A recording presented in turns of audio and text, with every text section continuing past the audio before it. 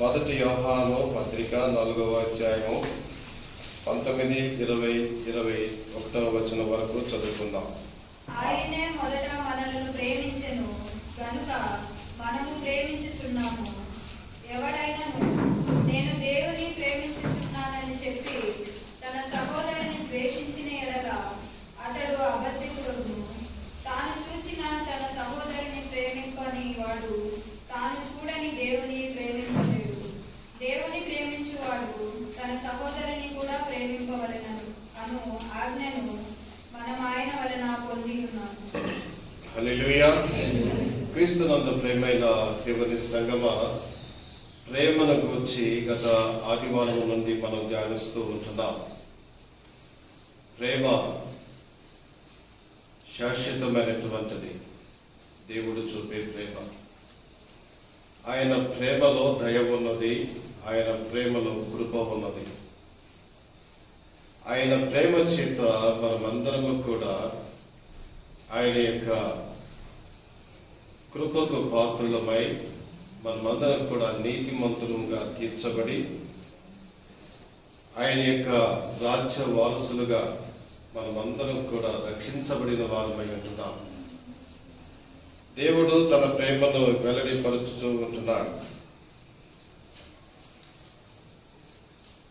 దేవుడు లోకమును ఎంతో ప్రేమించాను. ప్రేమకు బదులుగా ఏం చేశాడండి? తన యొక్క కుమారుడైన యేసుని మన కొరకు ఆయన ఇచ్చిన వాడై ఉంటున్నాడు. క్రీస్తునందు ప్రేమైన దేవుని సంగమా, దేవుని యొక్క ప్రేమ ఎరిగిన వారమై ఆ యొక్క ప్రేమకు పాత్రులుగా మనమందరం కూడా జీవించబద్ధమై ఉంటున్నాం. ఆయన ప్రేమ శాశ్వతమైన ప్రేమ. ఆయన ప్రేమలో ఉన్నటువంటి ఔన్నత్యాన్ని, ఆయన ప్రేమలో ఉన్నటువంటి గొప్ప విషయాన్ని, గొప్పతనాన్ని మనం ధ్యానించుకుందాం. మనమందరం కూడా ప్రేమ కలిగిన వారమై ఉండవలసిన వారమై ఉంటున్నాం. ఆయన ప్రేమ స్వరూపి. గత వారము ఇక్కడే 4వ అధ్యాయంలో 8వ వచనంలో మనం ధ్యానించుకున్నాం. దేవుడు ప్రేమ స్వరూపి. దేవుడు ప్రేమ స్వరూపి అయి ఉంటున్నాడు కనుక ఆ ప్రేమ స్వరూపి అయినటువంటి దేవుని యొక్క విడుదలగా జీవించుచున్నటువంటి మనం ఆ దేవునిని ప్రేమించబద్ధులమై ఉంటున్నాం. మనలో కూడా ప్రేమ ఉండవలసి ఉంటున్నది. మనలో ప్రేమ లేకపోతే మనం ఎవరమే అన్నదాన్ని మనం ఒకసారి గమనించవలసిన వారమై ఉంటున్నాం. 3వ అధ్యాయం, ఇక్కడే 3వ అధ్యాయంలో 14వ వచనాన్ని మనం చదువుకుందాం. మనము సహోదరులను ప్రేమించుచున్నాము గనుక మరణములో నుండి జీవంలోనికి దాటి ఉన్నామని ఎరుగుదుము. ప్రేమ లేనివాడు మరణమందు నిలిచి ఉన్నాడు. మనలో ప్రేమ లేకపోతే మనం మరణించిన వారితో సమానము. మనలో ప్రేమ లేకపోతే మన దేనిలో నిలిచి ఉన్నామండి? మరణములో నిలిచి ఉన్నాం. అంటే మనం చచ్చిన వారితో సమానము. మనలో ప్రేమ లేకపోతే మనం చనిపోయిన వారితో, మరణించిన వారితో సమానం. మరణించిన వారిని పేరు పెట్టి పిలుస్తారండి. ఏమంటారు? డెడ్ బాడీ, జీవము లేనటువంటి బాడీ. క్రీస్తునందు ప్రేమైన దేవుని సంగమా, ఆయన మనల్ని ప్రేమించి తన యొక్క జీవమును మనకు అనుగ్రహించి మనలో తాను నివసించుట ద్వారా మనలను కూడా జీవము కలిగిన వారిగా చేసిన వాడై ఉంటున్నాడు. కనుక ప్రేమ లేనివాడు నావాడు కాడు. మనలో ప్రేమ ఉన్నట్లయితే మనం ఆయన వారమై ఉంటాం. ఆ యొక్క అనుభవాన్ని మనం అందరం కూడా జ్ఞాపకం చేసుకోవలసిన వారమై ఉంటున్నాం. 19వ వచనంలో 4:19 వచనంలో మనం చదువుకున్న మాటను గమనిస్తే, ఆయనే మొదట మనలను ప్రేమించాను. హల్లెలూయా. ఇద్దరు వ్యక్తులు రన్నింగ్ రేస్ లో పరిగెత్తున్నారు అనుకోండి, ఎవరికి ప్రైజ్ వస్తుందమ్మా? పరిగెత్తడానికి ముందు ఇద్దరు ఒకరికంటే ఒకరు ముందు వచ్చి నిలబడుకున్న లెక్క రాదు. నేను ముందు వచ్చాను కదా అంటే అప్పుడు రావాల్సింది ముందు ఎక్కడంటే పరుగు పందెం ప్రారంభించిన తరువాత గమ్యాన్ని చేరుటలో మొదట రావాలి. ఆ వ్యక్తే ఆ యొక్క బహుమానానికి అర్హుడవుతాడు. ఇక్కడ గమనించినట్లయితే దేవుడు మొదట మనల్ని ప్రేమించాడు, ఆయనే గెలిచాడు మన పక్షాన. మనము ఒకవైపున ఆయన ఒకవైపున ఉన్నప్పుడు ఆయన మనల్ని ప్రేమించుట ద్వారా మనందరినీ కూడా తన యొక్క స్వాస్థ్యముగా ఏర్పరచుకున్న వాడై ఉంటున్నాడు. హల్లెలూయా. ఆయనే మనలను మొదట ప్రేమించెను. ఈ లవ్డ్ ఫస్ట్. ఆయన మనల్ని మొదట ప్రేమించాడు. ఎవరు గెలిచారండి ఇక్కడ? ఆయనే గెలిచాడు. క్రీస్తునందు ప్రేమైన దేవుని సంగమా, మనలో ఏ మంచి కాలరానప్పుడు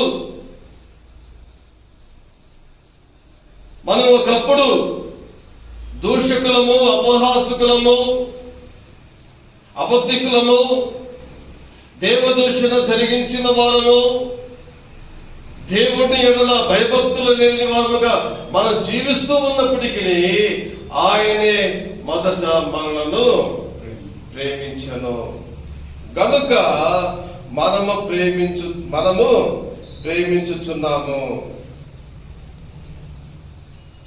దేవుడు మొదట మనల్ని ప్రేమించాడు.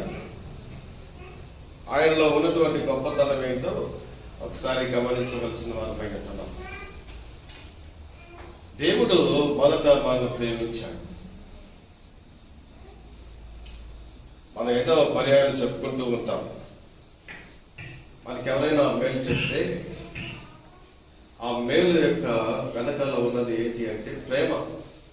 ఆ వ్యక్తి మన ఎడల ప్రేమ కలిగిన వాడై ఉన్నాడు కాబట్టి మన యొక్క అక్కర్లోనో, అవసరతల్లోనో, ఇబ్బందుల్లోనో, బలహీనతల్లోనో మనకు ఆయన మేలు చేసిన వాడై ఉంటాడు. కనుక ఆ వ్యక్తి మొదట మనల్ని ప్రేమించాడు. ఆ తరువాత మనం అతన్ని ప్రేమించడం ప్రారంభిస్తాం. మొదట ఆయన ఆ వ్యక్తి మనల్ని ప్రేమించాడు కనుకనే మనము అతన్ని ప్రేమించడం ప్రారంభిస్తాం. ఇక్కడ మనలో అయితే స్వార్థమే ఉన్నది. మనలో స్వార్థమే ఉన్నది. మనము ఆయనను ప్రేమించలే. దేవుడు ఒకప్పుడు మనము ఆయనకు దూరస్తులమై ఉన్నప్పటికీ ఆయన మొదట మనల్ని ప్రేమించిన వాడై ఉన్నాడు.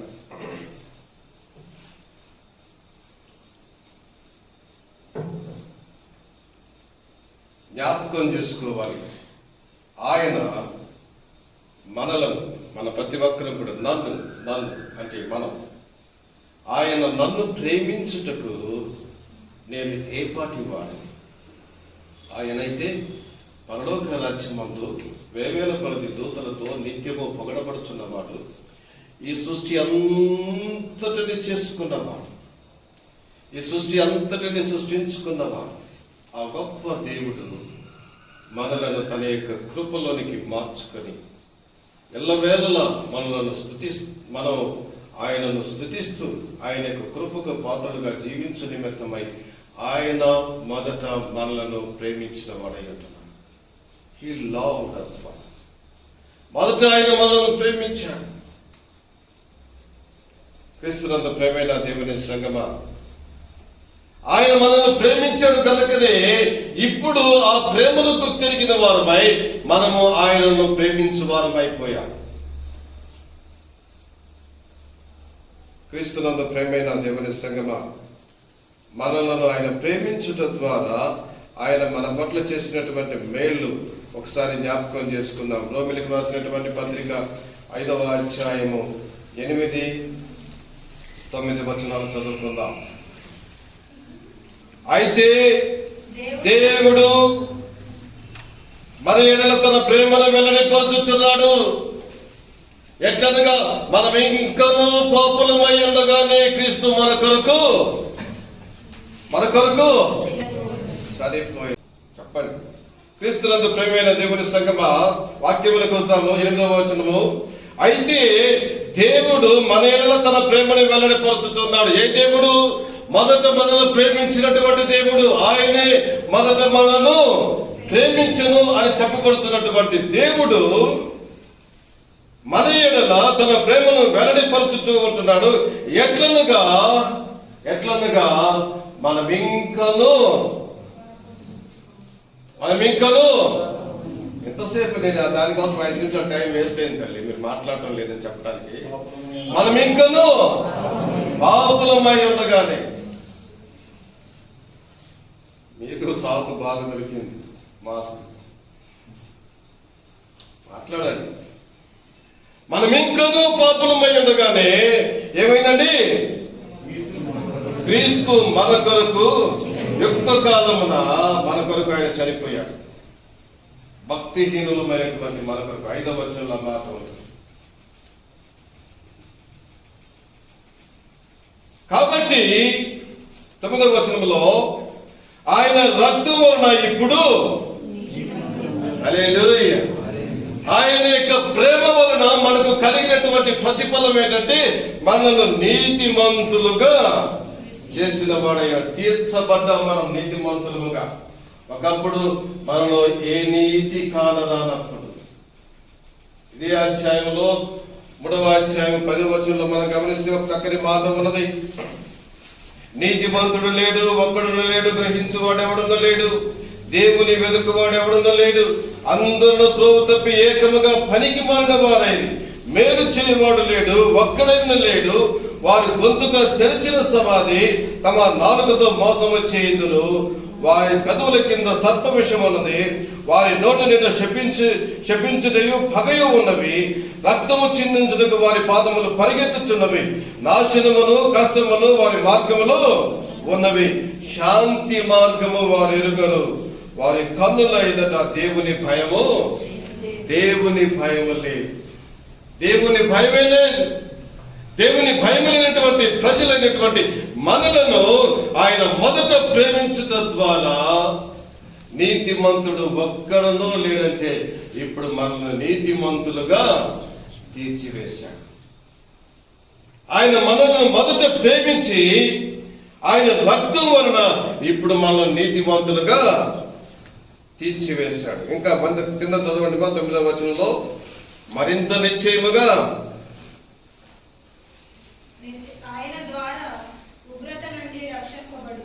ఆయన ద్వారా మీరు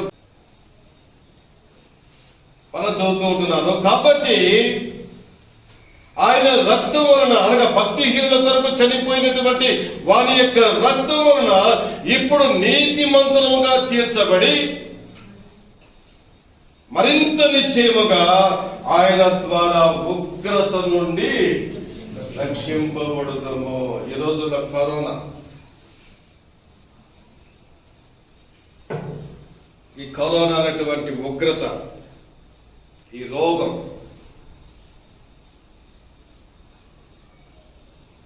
భయపెడుతూ ఉంటుంది, కలవర పెడుతూ ఉంటుంది.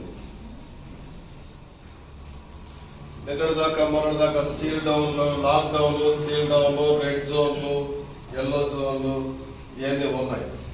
ఇప్పుడు ఏం కనపడుతున్నారు? యాప్లో చూసుకోవాలి, మీకు ఇష్టం వచ్చాడు తిరగండి అంటున్నారు. యాప్లో చూసుకుంటే మీరు ఎవరన్నా మీకంటే ఆరోగ్య మిత్ర యాప్ ఉంటే వేయండి. ఇక్కడి నుంచి కరెక్ట్గా 500 మీటర్లలో ఒక రోగి ఉన్నాడు, కరోనా వైరస్ రోగి. చెక్ చేశారా? నేను అడిగితే రాజశేఖర్ బ్రదర్ చెక్ చేస్తే ఇక్కడెక్కడో ఉన్నాడు.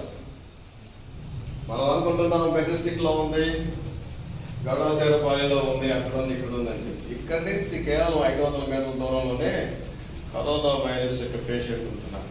భయం, కలవరం, ఆందోళన, ఈ భయంకరమైనటువంటి ఉగ్రత నుండి కూడా మనల్ని తప్పించిన వాడై ఉంటున్నాడు. ఇది మాత్రమే కాదు, కానీ అంత్యదినమందు సంభవించబోయేటువంటి ఆ భయంకరమైనటువంటి ఉగ్రత నుండి మనలందరినీ కూడా తప్పించిన వాడై ఉంటున్నాడు. హల్లెలూయా. దేవునికి హల్లెలూయా చెప్పు మహిమపరుచుకుందాం. హల్లెలూయా. ఆయన మనల్ని తన అలాగే ఈ లోకములో కలిగినటువంటి ఆ భయంకరమైనటువంటి ఉగ్రత నుండి తప్పించాడు. అది ఏ విధముగా సాధ్యమైనది అంటే తన ప్రేమ నుండి సాధ్యం. తన ప్రేమ చేత మనను తప్పించిన వాడై ఉంటున్నాడు. ఉగ్రత నుండి తప్పించిన వాడై ఉంటున్నాడు. మనను నీతిమంతులుగా మార్చాడు. మనలో ఏ మంచి కారణమైనప్పుడు దూషకులము, అపహాస్యకులము, మంచిని ఏ మాత్రము కూడా ఎరిగిన వారము కాదు. మనలో పాపము ఉంటుండగా ఆయన మనల్ని ప్రేమించిన వాడు. ఆయన మనను కరుణించిన వాడు. మన కొరకు తన యొక్క ప్రాణమునిచ్చిన వాడు.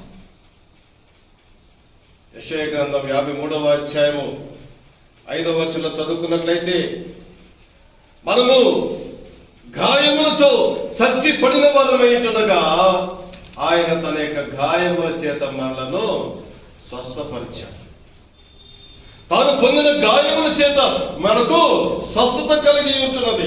ఆయన మొదట మనల్ని ప్రేమించాడు. He loved us first.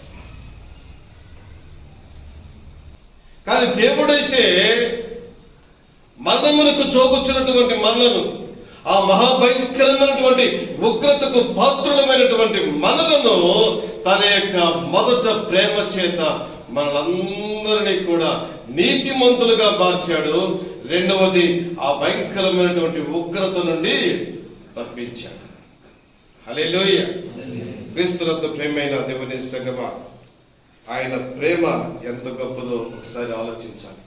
మనలో నీతి కానరానప్పుడు జీవించుచున్నారన్న పేరు మాత్రమే ఉన్నది, కానీ మీరు మృతులే. మనలో నీతి లేకపోతే మనం చచ్చిన వారితో సమానం.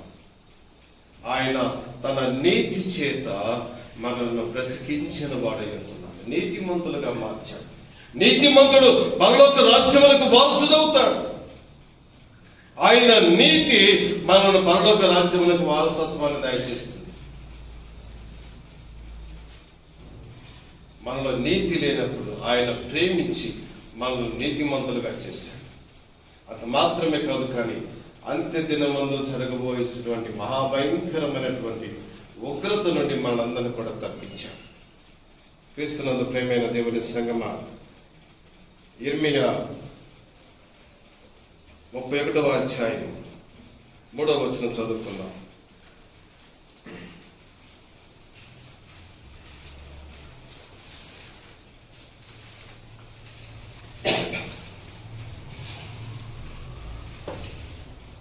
చాలా కాలం క్రిందట యెహోవా వాక్కు ప్రత్యక్షమై ఇట్లనెను, శాశ్వతమైన ప్రేమతో నేను నిన్ను ప్రేమించుచున్నాను. హల్లెలూయా. ఇర్మియాతో, దైవజనుడైనటువంటి ఇర్మియాతో దేవుడు చెబుతున్నటువంటి మాటలు, శాశ్వతమైన ప్రేమతో నేను నిన్ను ప్రేమించుచున్నాను. హల్లెలూయా. అన్చేంజింగ్ లవ్, మారని ప్రేమ. ఈరోజు కనబడి రేపు ఉండకుండా పోయేటువంటి ప్రేమ కాదు. ఇద్దరు స్నేహితులు ఉన్నారనుకోండి, మంచి స్నేహితులు, ఒకరినొకరు బాగుగా ప్రేమించుకునేవాడు. వీరిరువురి మధ్య ఏదైనా అపస్వరం తలెత్తుకున్నదనుకున్నాం, ఏదైనా మనస్పర్ధలు, చిన్న విషయమే మనస్పర్ధలు వచ్చినాయి అనుకుందాం, ఇంకంతే ఆ ప్రేమ బద్దలైపోతుంది. ఆ ప్రేమకు విలువ ఉండదు. ఇంకక్కడ వారు ఒకరినొకరు ప్రేమించుకోవడం ఉండదు, మానేస్తారు. నిన్నటిదాకా కలిసి ఉన్నాళ్ళు, ఏమైందయ్యా మీకు, అతను ఒక దారి నీ ఒక దారి వెళ్తున్నావు అంటే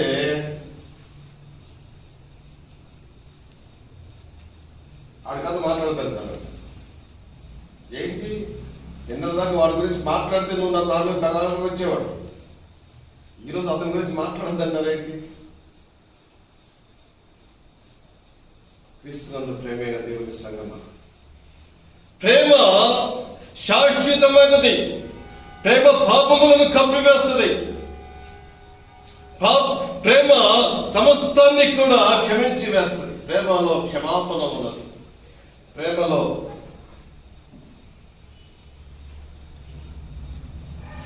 శాశ్వతమైనటువంటి ప్రేమలో, మరువని విడువని ఎడబాయినటువంటి ఆయన ప్రేమలో గొప్ప కృప ఉన్నది అన్న విషయాన్ని మనం జ్ఞాపకం చేసుకోవలసిన వారం అయినా. చదువుతాను అక్కడే. శాశ్వతమైన ప్రేమతో నేను నిన్ను ప్రేమించుచున్నాను గనుక విడువక నీ ఎడల కృప చూపుచున్నాను.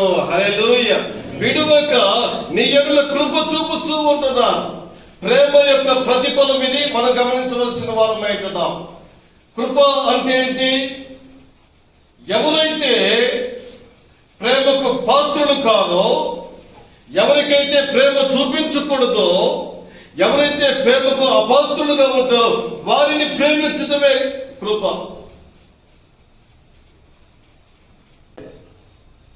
మనము అపాత్రులమై ఉంటుండగా ఆయన మన ఎడల తన యొక్క ప్రేమను వెల్లడిపరచడం ద్వారా తన కృపను కనబరుస్తూ ఉంటున్నాడు. దానికి మనము ఒకప్పుడు అపాత్రులము.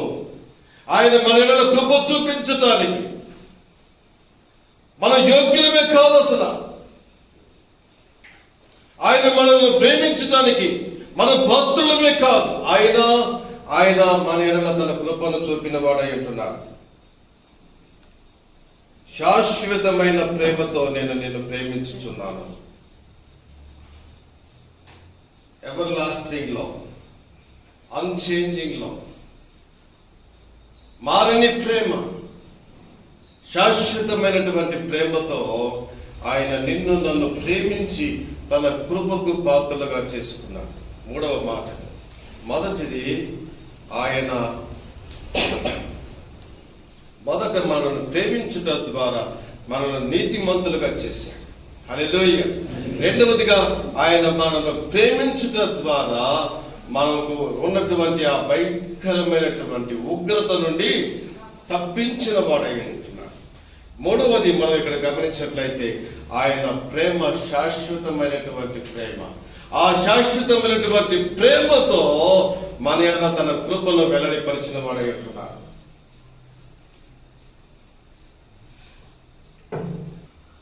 క్రీస్తునందు ప్రేమైన దేవుని సంగమా, దేవుని యొక్క బిడలమైనటువంటి మనం ఒక జాగ్రత్తగా గమనించవలసిన వారమై ఉంటున్నాం. మన దేవుడు మనల్ని ప్రేమించుచూ ఉన్నది శాశ్వతమైన ప్రేమ, అన్చేంజింగ్ లవ్, మారినటువంటి ప్రేమ, ఎన్నడూ విడవని ఎడబాయినటువంటి ప్రేమతో ఆయన మనల్ని ప్రేమిస్తూ ఉంటున్నాడు. ఆ ప్రేమలో ఆదరణ ఉన్నది. ప్రేమలో ఆదరణ ఉన్నది. ఎడబాయినటువంటిది ప్రేమ, శాశ్వతమైనటువంటి ప్రేమ. అది మన రక్షకుడైనటువంటి క్రీస్తు ప్రభువు వారు మనలను మొదట ప్రేమించాడు. మొదట ఆయన ప్రేమించాడు. ఆయన ప్రేమ ఎలాంటిదంటే శాశ్వతమైనటువంటి ప్రేమ. క్రీస్తునందు ప్రేమైన దేవుని సంగమా, దేవుని యొక్క ప్రేమను మనం ఎంతవరకు అర్థం చేసుకుంటూ ఉంటున్నామో ఒకసారి గమనించవలసిన వారమై ఉంటున్నాం. ఆయన తన యొక్క కృపకు మనల్ని పాత్రులుగా చేశాడు. యెషయా గ్రంథం 53వ అధ్యాయంలో 5వ వచనం ఒకసారి చదువుకుందాం.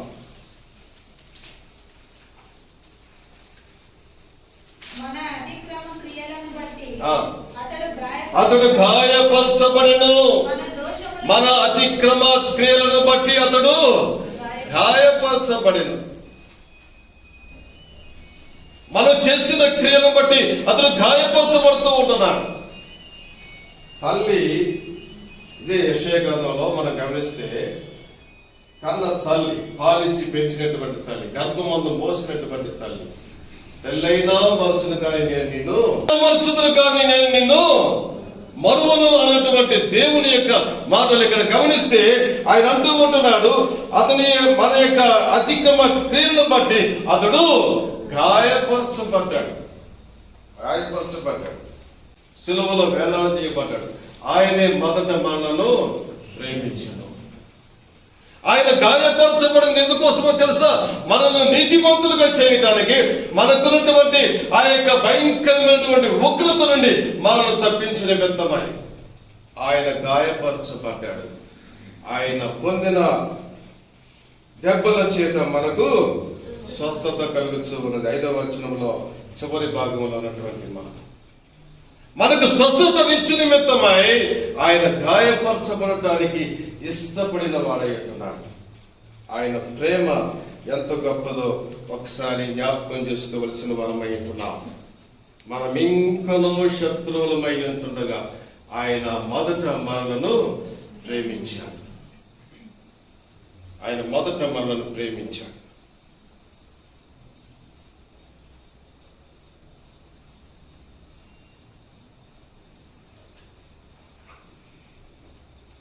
నలభై 6వ అధ్యాయం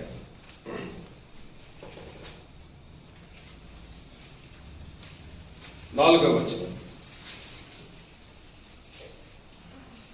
ముదిమి వచ్చు వరకు నిన్ను ఎత్తుకొని వాడను నేనే, తల వెంట్రుకలు నెరయి వరకు నిన్ను ఎత్తుకొని వాడను నేనే, నేనే చేసి ఉన్నాను, చంక పెట్టుకొని వాడను నేనే, నిన్ను ఎత్తుకొని రక్షించువాడను, నిన్ను ఎత్తుకొనొచ్చు రక్షించువాడను నేనే. ఆయనే మనను మొదట ప్రేమించిన వాడు. మనల్ని ప్రేమించిన వాడు ఎలాంటి వాడంటే మనల్ని చక్కబెట్టుకునేవాడు. హల్లెలూయా. మనల్ని చక్కబెట్టుకునేవాడు. క్రీస్తునందు ప్రేమైన దేవుని సంగమా, ఆయన ప్రేమ ఎంత గొప్పదో మనం ఒకసారి జ్ఞాపకం చేసుకోవలసిన వారమై ఉంటున్నాం. ఆయన యొక్క ప్రేమ చేత మనలను నీతిమంతులుగా చేశాడు. ఆయన కృప ఎంత అధికమైనదో ఒకసారి గమనించవలసిన వారమై ఉంటున్నాం. ఎఫెసీయులకు రాసినటువంటి పత్రిక 5వ అధ్యాయం మొదటి 1-2 వచనాలు చదువుకుందాం.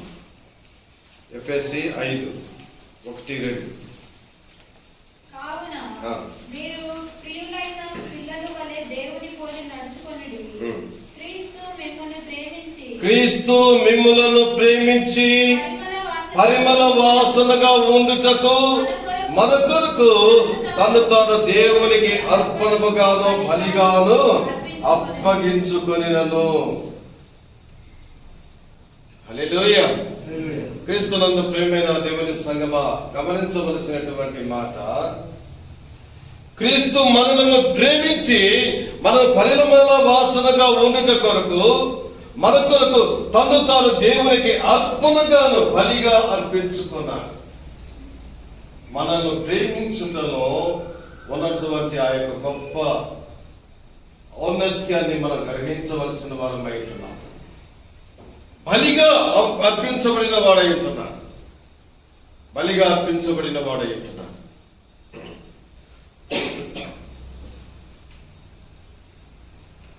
క్రీస్తునందు ప్రేమైన దేవుని సంగమా, మన దేవుడు మన ఎడల తన యొక్క కృపను చూపుతూ ఉంటున్నాడు. చూడండి ఎలాగుందండి. మనలను ప్రేమించి, క్రీస్తు మిమ్మల్ని ప్రేమించి పరిమళ వాసనగా ఉండటకు మన కొరకు తాను దేవునికి అర్పణముగాను బలిగాను మన ఎడల తన యొక్క ప్రేమను చూపుటకై తాను బలిగా అర్పించబడిన వాడై ఉంటున్నాడు. బలిగా అర్పించబడిన వాడై ఉంటున్నాడు. కింద మనకున్నటువంటి బాధ్యత ఏదో ఉందో ఒక మాట చదవండి. అలాగుననే ఏ వ్యక్తి అయితే మనల్ని ప్రేమించి పరిమళ వాసనగా ఉండటకు మన కొరకు తాను బలిగాను అర్పణగాను అర్పించుకున్నాడో అలాగుననే మీరును ప్రేమ కలిగి నడుచుకున్నది. హల్లెలూయా. మనము కూడా ప్రేమ కలిగి నడుచుకునవలసిన వారమై ఉంటున్నాం. విల్సన్ని ఆయన నన్ను ప్రేమిస్తాడేమో నేను కనిపెట్టుతూ ఉంటాను కాదు, నేను ఆయన ప్రేమించడం అలవాటు చేసుకోవాలి. నేను విల్సన్ని ప్రేమిస్తే అప్పుడు విల్సన్ దగ్గర నుంచి నాకు ప్రేమ ప్రతిఫలంగా వస్తుంది. అది కాదు. మనం ప్రేమ కలిగి క్రీస్తు ఎలాగైతే మనల్ని ప్రేమించి మన కొరకు తన ప్రాణం ఇచ్చాడో అలాగుననే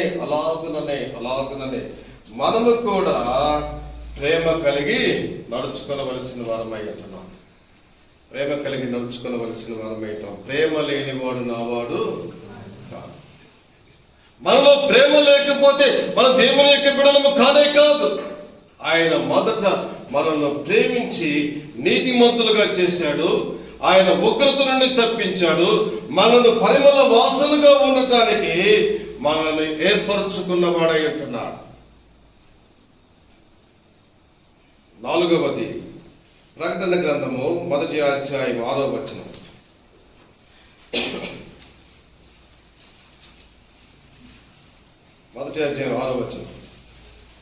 మనలను ప్రేమించుచు తన రక్తము వలన మన పాపములను నుండి మనలను విడిపించిన వానికి మహిమయు ప్రభావమును యుగయుగములు కలుగును గాక. ఆయన మనలను తన తండ్రి అయిన దేవునికి ఒక రాజ్యముగాను యాజకులుగాను చేశాను. హల్లెలూయా. ఎంతటి గొప్ప మాట ఒకసారి గమనించండి. ఆయన మనల్ని ప్రేమించి తండ్రి యొక్క దేవుని యొక్క రాజ్యములకు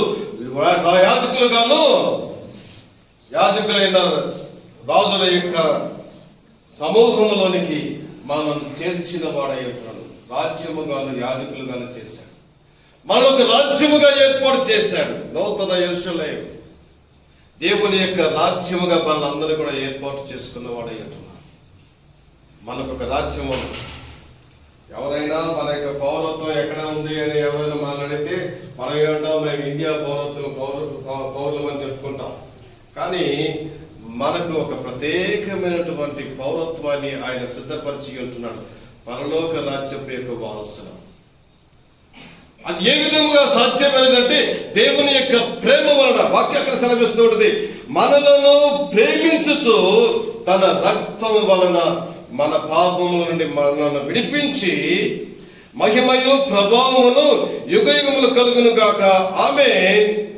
ఆయన మనలను తన తండ్రి యొక్క దేవునికి ఒక రాజ్యముగాను యాజకులుగాను చేసుకున్నాడు. హల్లెలూయా. ఆయన మనలను యాజకులుగా చేసుకున్నాడు. మనలో ఒక రాజ్యముగా ఏర్పాటు చేసుకున్న వాడై అంటున్నాడు. ఎఫెసీ 5వ అధ్యాయం 25-27 వచనం.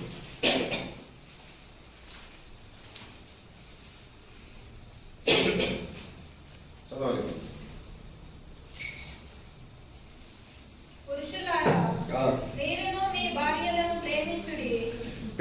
పెళ్లి చేసే రోజు పాస్టర్లు చెప్పే వాక్యాన్ని కదా అప్పుడు మాత్రం బాగా ఎంతగా వింటాం.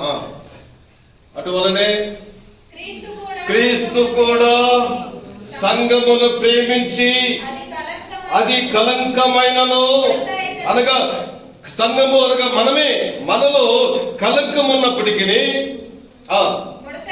ముడత ఉన్నప్పటికీ మరి ఏదైనా ఉన్నప్పటికీ మనలను పరిశుద్ధమైనది కాదు, నిర్దోషమైనది కాదు, మహిమ గల దేవుని సంఘము కాదు, ఆయన ఎదుట దాన్ని నిలబెట్టుకున్నవన్నీ వాక్యముతో ఉదక స్నానము చేత దానిని పవిత్రపరిచి పరిశుద్ధపరచుటకై దాని కొరకు అమ్మ అందరూ చెప్పండి మా దాని కొరకు తను తాను అప్పగించుకొనెను, బలిగా అర్పించుకున్నాడు. మొదట ఆయన మనలను ప్రేమించి మనలను రక్షించు నిమిత్తమై మనలను తన సంఘముగా మహిమ గల సంఘముగా చేసుకునే నిమిత్తమై తన యొక్క ప్రాణమును మన కొరకు ఇచ్చిన వాడై ఉంటున్నాడు. కానీ పైన ఉన్న మన కెపాసిటీస్ ఏంటో మనం జ్ఞాపకం చేసుకున్నట్లయితే మనలో ఏమేమి ఉన్నాయండి? కలంకం ఉంది, ముడత ఉంది. ముడత అంటే మారని బుద్ధి, కుక్కతోక వంకర అంటారు చూసారా? మన మనసులు అలా ఉంటున్నప్పుడు కుక్క తన వాంతికి తిరిగినట్లు మన యొక్క జీవితంలో ఉంటుండగా ముడతైనను మరి ఏదైనను లేక మనల్ని పరిశుద్ధునిగా చేసిన వాడై అంటున్నాడు. మనల్ని పరిశుద్ధమైనది గాను నిర్దోషమైనది గాను మహిమ గల సంఘముగా మనల్ని ఏర్పరచుకున్న వాడై అంటున్నాడు. మనలో కలంకం ఉంటున్నాం, మనలో ముడత ఉంటున్నాం, మనలో ఆయన ఏర్పరచుకున్న వాడై ఉంటున్నాడు. క్రీస్తునందు ప్రియమైన దేవుని సంగమా, సమయం అయిపోతూ ఉంటుంది. ఇంకా కొన్ని మాటలు జ్ఞాపకం చేయాలని ఇష్టపడుతూ ఉంటున్నా. దేవుడు మనల్ని ప్రేమిస్తున్నటువంటి విధానాలను నేను మీకు జ్ఞాపకం చేశాను. దేవుడు మనల్ని ఏ విధంగా ప్రేమిస్తూ ఉన్నాడో అది మీకు జ్ఞాపకం చేశాను. ఇక్కడే 5వ అధ్యాయంలో 2వ వచనంలో మనం చూసుకున్నప్పుడు మీరును ప్రేమ కలిగి నడుచుకునండి. మనము కూడా ప్రేమ కలిగి ఉండవలసిన వారమై ఉంటున్నాం. క్రీస్తు మనల్ని ప్రేమించి పరిమళ వాసనగా ఉండుటకు మన కొరకు తనతో ఏ విధంగా అయితే అర్పించుకున్నాడో మనము మనల్ని ప్రేమించుతున్నటువంటి మనకు మాత్రమే కాదు, కానీ మనము కూడా ప్రేమ కలిగి నడుచుకోవటం నేర్చుకోవలసిన వారమై ఉంటున్నాం. మనలో ప్రేమ ఉండాలి. ప్రేమ లేనివాడు నావాడు కాదు. క్రీస్తునందు ప్రేమైన దేవుని సంగమా, 3 ప్రేమల గురించి మీకు జ్ఞాపకం చేసి నేను ముగిస్తాను. మొదటిది మత్తయి సువార్త 19వ అధ్యాయం 19వ వచనం.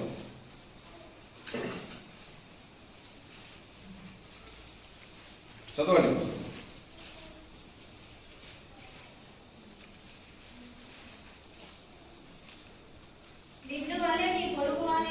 నిన్ను వలె నీ పొరుగు వారిని ప్రేమింపవలెను. అక్కడ ఒక వ్యక్తి వచ్చి ప్రభు దగ్గర మాట్లాడుతున్న సందర్భంలో ఎలాగుండాలి అన్నటువంటి దాన్ని జ్ఞాపకం చేస్తూ ఉంటున్నాడు. దేవుని యొక్క రాజ్య సంబంధం, దేవుని యొక్క రాజ్యంలో స్వతంత్రించుకోవడానికి కావలసినటువంటి మాట. పైనుంచి చదువుకుంటారండి.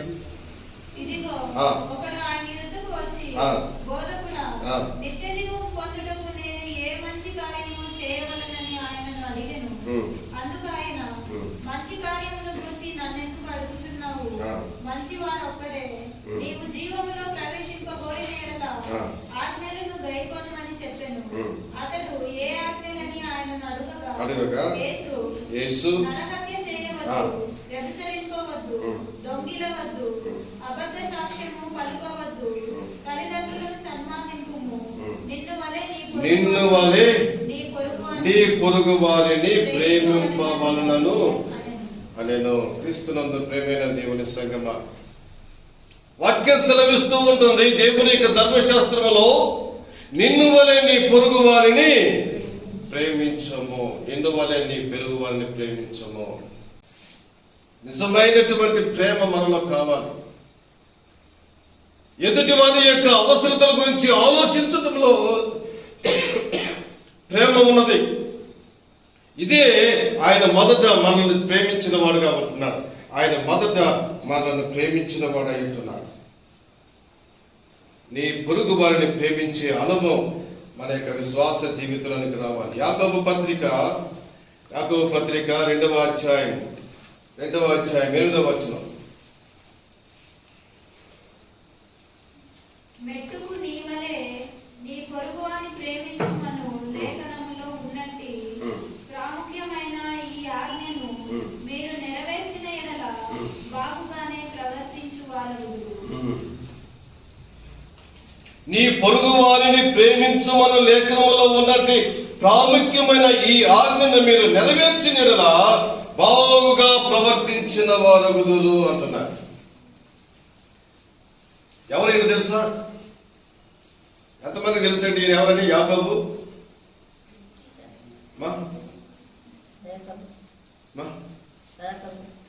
యాకోబు ఎవరు తల్లి?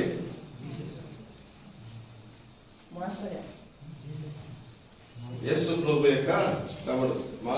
మార్కు సువార్త 6వ అధ్యాయంలో 19-18 వచనాలు చదువుకుంటే మనకు అర్థమవుతుంది. ఇతడు యాకోబు సహోదరుడు కాదా? మరియ కుమారుడు కాదా? వడ్రంగి అయిన యోసేపు కుమారుడు కాదా? ఇతని అక్క చెల్లెలు వారు కాదా అని చెప్పి అంటారు చూసారా? ఆ యాకోబు స్వయాన యేసు ప్రభుల వారికి సొంత తమ్ముడు. యేసు ప్రభు వారి తర్వాత జన్మించినటువంటి ఈ యాకోబు యేసు ప్రభుని గురించి మాట్లాడుతున్నటువంటి మాట ఏంటంటే, దేవుని యొక్క ధర్మశాస్త్రం ఏమైతే మనకు వివరించిందో దాన్ని నెరవేర్చిన వారమైనట్లయితే మనము ప్రేమించిన వారం అవుతాం అని అక్కడ హెచ్చరిస్తూ ఉంటున్నాడు. ఇతను చాలా గొప్ప సేవ చేశాడండి, హతసాక్షిగా మార్చబడ్డాడు. యెరూషలేములో ఉన్నటువంటి దేవాలయంలో 30 సంవత్సరాలు పాస్టర్గా సేవ చేశాడు, సేవకుడుగా. యాకోబు చరిత్ర మీరు కావచ్చు, ఇంటికి వెళ్ళిన తర్వాత గూగుల్లోనే ఎక్కడో సెర్చ్ చేసి చదవండి, దొరుకుతుంది. యెరూషలేము దేవాలయంలో యేసు ప్రభు ఎక్కడైతే సున్నతి చేయబడ్డాడో, ఏ దేవాలయం అయితే యెషయా గ్రంథాన్ని తీసుకుని ఆయన చదివాడో, అదే దేవాలయంలో 30 సంవత్సరాల యాజకుడిగా ఆయన సేవ చేశాడు. ఒక కౌన్సిల్ ఏర్పాటు చేయడం జరిగింది యేసు ప్రభుల వారు చనిపోయిన తర్వాత. అంటే యేసుక్రీస్తు ప్రభుల వారి తర్వాత క్రీస్తు శకంలో జెరూసలేం కౌన్సిల్ అని చెప్పి ఒకటి ఏర్పాటు చేయడం జరిగింది, యెరూషలేము యొక్క ప్రభుత్వం అని చెప్పి. ఆ యెరూషలేం యొక్క కౌన్సిల్లో, జెరూసలేం కౌన్సిల్లో ఈయన దాదాపు 30 సంవత్సరాలు ప్రెసిడెంట్గా పరిచయం జరిగించాడు. ఆ రోజుల్లో ఉన్నటువంటి క్రైస్తవ ప్రభుత్వాన్ని పరిపాలించేటువంటిది జెరూసలేం కౌన్సిల్. ఈ రోజుకి ఉన్న సమాధి జెరూసలేం కౌన్సిల్ ఈ రోజుకి కూడా ఉంది. మన మీటింగ్లు ఉంటాయి చూసారా, పాస్టర్ల మీటింగ్లు అంటే, ఆ పాస్టర్ల మీటింగ్లు అంటే ఎప్పుడు ఒక పూట ఉంటుంది. ఒక పూట పొద్దున్నే నిన్న జరిగింది పాస్టర్స్ మీటింగ్, ఉదయం 9:30 నుంచి 12:30 అయిపోయింది పాస్టర్స్ మీటింగ్ అనేసారు. ఈ జెరూసలేం కౌన్సిల్ ఎలా జరుగుతుందో తెలిసిన 3 నెలలు జరుగుతుంది. 3 నెలలు పాస్టర్లు అందరూ ఇల్లు వాకిలు వదిలిపెట్టి వెళ్ళిపోయి ఆ మీటింగ్ లో పాల్గొన్నారు. ఇప్పటికీ ఉంది. ఆ జెరూసలేం కౌన్సిల్లో మెంబర్షిప్ దొరకాలంటే చాలా కష్టం, చాలా పెద్ద అధినేతలకే దొరుకుతుంది, సేవల నమ్మకస్తులైన వారికే దొరుకుతుంది. అలాంటి ఒక గొప్ప సంస్థలో అధ్యక్షుడిగా పనిచేసినటువంటి ఈ యొక్క యాకోబు దేవుని యొక్క ధర్మశాస్త్రాన్ని పాటించడంలో ఈ మాత్రం కూడా తప్పిపోవటం లేదు. సాధారణంగా అయితే కొంచెం కాలం ఎగరేసుకోవచ్చు. మా అన్నయ్య సినిమాలో చనిపోయింది, ఏమనుకుంటున్నావు మా గురించి? అంతే కదా, అంతే కదా. సిలువలో మీకోసం చనిపోయింది ఎవరు? మా అన్న. ఏంటి మా అన్న గురించి మాట్లాడుతున్నావు? ఆయన 3వ రోజున సజీవుడుగా లేచాడు. ఇదిగో లాజర్ని బ్రతికించాడు, చూడు లాజర్ ఉన్నాడా లేదా అని చెప్పి మన కాళ్ళ దగ్గరేసుకునేవాడు. కానీ ఆయన ఏమంటాడు? మొదటి వచనం చదవండి. ప్రభువైన యేసుక్రీస్తు యొక్కయు దాసుడైన యాకోబు. ఎవరికి దాసుడండి? యేసుక్రీస్తు యొక్క దాసుడిని నేను. అనగా ఈయనలో క్రీస్తుని ప్రేమించే అనుభవం ఎంత గొప్పదో ఒకసారి గమనించాలి. ఈ వ్యక్తి కూడా అంటూ ఉంటున్నాడు, నిన్ను వలె నీ పొరుగు వారిని ప్రేమించుము అన్నటువంటి మాటను నెరవేర్చిన వారముగా ఉండాలి. మొదట మనం దేవుని యొక్క ప్రేమకు పాత్రుడు కానప్పుడు ఆయన మొదట మనల్ని ప్రేమించాడు, శాశ్వతమైన ప్రేమతో మనల్ని ప్రేమించాడు. ఆయన పొందిన గాయముల చేత మనకు స్వస్థత, ఆయన పొందినటువంటి ఆ యొక్క గాయముల చేత మనకు నీతిమంతులుగా తీర్చబడ్డాము, దేవుని యొక్క రాజ్య వారసులయ్యాము, ఉగ్రత నుండి మనం తప్పించబడిన వారమై ఉంటున్నాము, యాజకులుగా మనల్ని ఆయన ఏర్పాటు చేసిన వాడై ఉంటున్నాడు.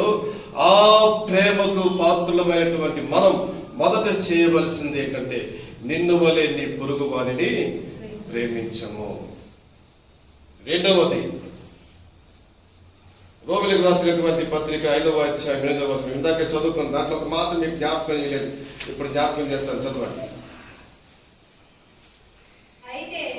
దేవుడు మన ఎడల తన ప్రేమను వెల్లడిపరుచుచున్నాడు. ఎట్లనగా మనం ఇంకనూ పాపులమై ఉండగానే క్రీస్తు మన కొరకు చనిపోయాడు.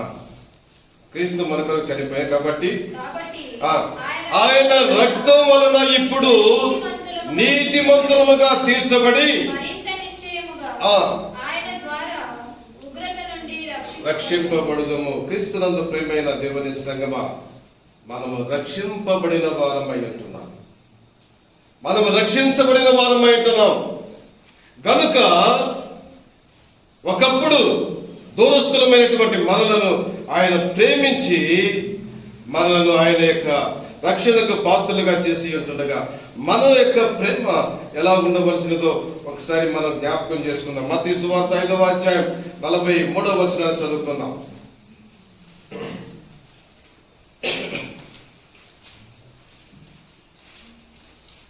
నీ పొరుగువాని ప్రేమించి నీ శత్రువును ద్వేషించుమని చెప్పబడిన మాట మీరు విన్నారు కదా. నేను మీతో చెప్పున్నదేమనగా,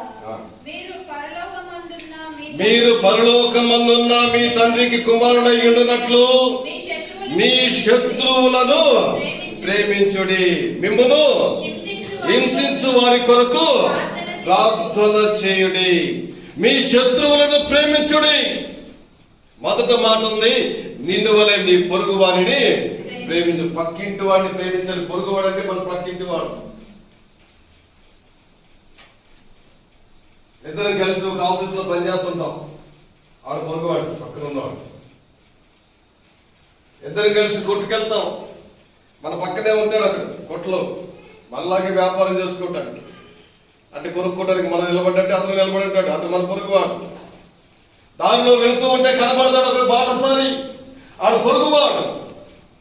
వారిని ప్రేమించే అనుభవం మనకు కావాలని బోధిస్తూ ఉంటుంది. బాగానే ఉంది. కానీ ఇప్పుడు రెండవ మాట ఏంటంటే, నీ శత్రువులు కూడా ప్రేమించాలి. శత్రువులను కూడా ప్రేమించాలి. సాధ్యమా? మంచోళ్ళే ప్రేమించడం లేదు. మనల్ని ప్రేమించే వాళ్ళనే ప్రేమించకుండా కపటమైనటువంటి ప్రేమను కనబరిచే వాళ్ళుగా మనం ఉంటుండగా శత్రువును ప్రేమించడం ఎక్కడ ఉంది?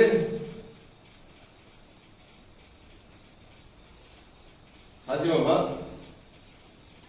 కపటమైనటువంటి ప్రేమను కనబరుస్తూ స్వార్థాన్ని కలిగిన వారమై ఒకవైపు నుంచి ప్రేమను పొందుకుంటూ మరొక వైపున కపట ప్రేమను కనబరుస్తున్నటువంటి అనుభవాలు మనకుంటుంటే వాక్యం అయితే సెలవిస్తూ ఉంటుంది ఇక్కడ, నీ శత్రువుని ప్రేమించు. మనం ద్వేషించే వారి కొరకు కూడా, దూషించే వారి కొరకు కూడా ప్రార్థన కూడా చేయాలంట. చేస్తాం ప్రార్థన. ఏమని? దేవా, నన్ను ఇలా అన్నాడు తండ్రి, నేను నీ బిడ్డను కదా,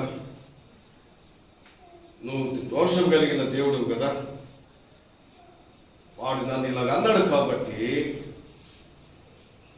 నీ కుమారుని నేను అని వాడికి తెలిసినట్లు వాడిని శిక్షించు. వాడికి అర్థం కావాలి నేను ఎవరు పెట్టినాని. ఎలాగుంటుంది మన ప్రార్థన? మనల్ని ప్రేమించే వారిని కాదు, కానీ మనల్ని దూషించే వారిని కూడా మనం ప్రేమించబద్దులమై ఉంటున్నాం. వారి వరకు ప్రార్థన చేయాలి. శత్రువులను కూడా ప్రేమించాలి. మనం మన శత్రువులను కూడా ప్రేమించబద్దులమై ఉంటున్నాం. ఒకసారి అటు ఇటు తిరిగి మన పక్కన కూర్చున్న వాళ్ళని, వెనక కూర్చున్న వాళ్ళని, ముందు కూర్చున్న వాళ్ళని ఒకసారి నేను నిన్ను ప్రేమిస్తున్నాను అని చెప్పండి చూద్దాం. ప్రాక్టికల్గా, జీవన్ ఐ లవ్ యూ, వస్తుందా, నేను నిన్ను ప్రేమిస్తున్నా, జేకబ్ నేను ప్రేమిస్తున్నా చెప్పండి మా.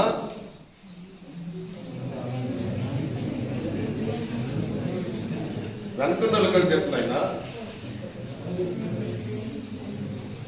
వెనక్కి దొరుకుతుంది అంత వెనకది గతం అన్నట్టు ఉంది. ప్రేమ నిస్వార్థమైనటువంటిదండి. వాక్యం సెలవిస్తూ ఉంటుంది. శాశ్వతమైనటువంటి ప్రేమతో మనము ప్రేమించబద్దులమై ఉంటున్నాం. మూడవ మాటను జ్ఞాపకం చేసి నేను ముగిస్తాను. 1 యోహాను ఇప్పుడే చదువుకున్నాను చూసారా, వాక్య భాగంగా వాక్య ధ్యానం నిమిత్తమై 1 యోహాను సువార్త 4వ అధ్యాయం 20-21 వచనాలు చదువుకున్నాం. నేను దేవుని ప్రేమించుచున్నాను అని చెప్పి తన సహోదరుని ద్వేషించిన యెడల అతడు అబద్ధికుడగును. దేవుని ప్రేమించే వారు చాలా మంది ఉంటారు ఇక్కడ ఉన్న వాళ్ళందరూ. అందరికి దేవుడు అంటే ప్రేమే. కానీ దేవుణ్ణి ప్రేమిస్తున్నాను అని చెప్పి తన పక్కన ఉన్నటువంటి సహోదరుని ద్వేషిస్తూ ఉన్నట్లయితే వాక్యం ఏం చెప్తుందండి? తాను అబద్ధికుడు. అబద్ధములకు జనకుడు ఎవరండి? సాతానుడు. సాతాను మన తండ్రి అయిపోతాడు, మన సాతాను యొక్క బిడ్డలం అయిపోతాం. ఒకవేళ అబద్ధం మనలో ఉన్నట్లయితే మనం సాతాను సంతానంగా పిలువబడిన వారం అవుతాం. చదువుతాను అక్కడే. తాను చూచిన తన సహోదరుని ప్రేమింపని వాడు, చాలా జాగ్రత్తగా ఉండండి. తాను చూసిన అంటే మన కళ్ళెదురు కనబెట్టండి. సహోదరుని ప్రేమింపని వాడు తాను చూడని దేవుణ్ణి ప్రేమింపలేడు. ఇక్కడ ఉన్న వాళ్ళందరిని అడిగితే మీరు అందరూ చెప్తారు గ్యారెంటీగా, మీరు దేవుణ్ణి ప్రేమిస్తున్నారంటే అవును అంటారు కదా, నేను దేవుణ్ణి ప్రేమిస్తున్నాను అంటారు. కానీ పక్కనున్న సహోదరుని మనం ప్రేమించలేకపోతే మనము చూడనటువంటి దేవుని ఎలా ప్రేమించగలమండి? అర్థం చేసుకోవలసిన వారమై ఉంటున్నాం, మనం ప్రేమించవలసిన వారమై ఉంటున్నాం. ఆ చదువునక దేవుని ప్రేమించువాడు తన సహోదరుని కూడా ప్రేమింపవలని ఆజ్ఞను మనం ఆయన వలన పొంది ఉన్నాము. దేవుణ్ణి మనం ప్రేమించే వారమైనట్లయితే మన సహోదరుని కూడా మనము ప్రేమించబద్ధులమై ఉంటున్నాము. క్రీస్తునందు ప్రేమైన దేవుని సంగమా, నేను వాక్యం ముగిస్తూ ఉంటున్నాను. ఈ పాటికి ఆరాధన అయిపోవాలి. 9:30 ప్రారంభమైంది, 11కి అయిపోవాలి. క్రీస్తునందు ప్రేమైన దేవుని సంగమా, జ్ఞాపకం చేసుకున్నాం. దేవుడు మొదట మనల్ని ప్రేమించిన వాడైతున్నాడు. ఆయన ప్రేమ ఎలాంటిది అంటే మన కొరకు బలిగా తన కుమారుని అర్పించిన వాడైతున్నాడు. తన కుమారుని అర్పించుట ద్వారా దూషకులు, అబద్ధికులమైనటువంటి మనలను, శత్రువులమైనటువంటి మనలను నీతిమంతులుగాను, యాజకులుగాను, దేవుని యొక్క రాజ్య సంబంధులుగా, రాజ్యముగా ఆయన యొక్క ఉగ్రత నుండి తప్పించబడులాగా ఆయన కృపను మనకు అనుగ్రహించిన వాడైతున్నాడు. ఆయన శాశ్వతమైనటువంటి ప్రేమతో మనల్ని ప్రేమించిన వాడై, ఏదో ఇప్పుడుండి రేపు మాయమైపోయే ప్రేమ కాదని, అశాశ్వతమైనటువంటి ప్రేమ, మానవుల యొక్క ప్రేమ. కానీ ఈయనైతే శాశ్వతమైనటువంటి ప్రేమతో మనల్ని ప్రేమించిన వాడై ఉంటున్నాడు. మనల్ని ప్రేమించి మనల్ని రక్షించుకున్న వాడై ఉంటున్నాడు. ఆయన చెబుతున్నటువంటి ప్రేమ, ఆయన మనల్ని ఏ విధంగా ప్రేమించాడో అదే ప్రేమ మనం కూడా కలిగి ఉండవలసిన వారమై ఉంటున్నాం. నీ సహోదరుని, నీ పొరుగు వారిని ప్రేమించము, నీ శత్రువులను ప్రేమించము, నీ సహోదరుని ప్రేమించము. అప్పుడే దేవుని ప్రేమ మనలో ఉన్నట్లుగా మనకు సూచన. ప్రేమ లేనివాడు నావాడు కాదు. కొండలు పెకలించగలిగినటువంటి విశ్వాసం మనకున్నప్పటికీ ప్రేమ లేనివాడైతే నేను వ్యర్థుడను అని వాడు గారు వాక్యం చెప్తూ ఉంటున్నాను. ప్రేమ లేని వారిగా మనం ఉండటానికి వెళ్ళే, మనకి ఎంత పెద్ద విశ్వాసం ఉన్నా పర్వాలేదు, వాక్యం లేని అనుభవం ఉన్నా పర్వాలేదు, మనలో ప్రేమ చాలా ప్రాముఖ్యమైనది. ప్రేమ కలిగిన వారమై మనం జీవించబద్దులమై ఉంటున్నాం. దేవుడు తన మాటలు మన కొరకై సమృద్ధిగా దీవించును గాక. ఆమేన్.